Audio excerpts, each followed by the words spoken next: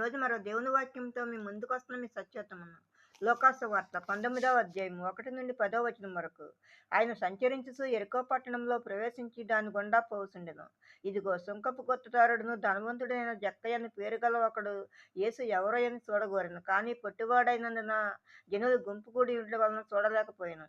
అప్పుడు యేసు ఆ త్రోవను రానయ్యుండెను. కనుక అతడు ముందుగా పరిగెత్తి ఆయనను చూచుటకు ఒక మేడి చెట్టు ఎక్కెను.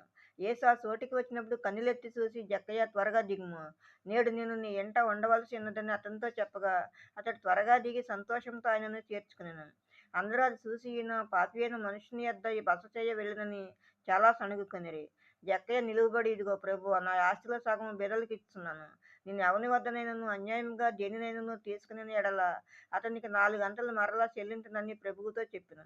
అందుకు యేసు, ఇతడును అబ్రహాము కుమారుడే. ఎందుకనగా నేడు ఈ ఇంటికి రక్షణ వచ్చి ఉన్నది. నశించిన దానిని వెదకి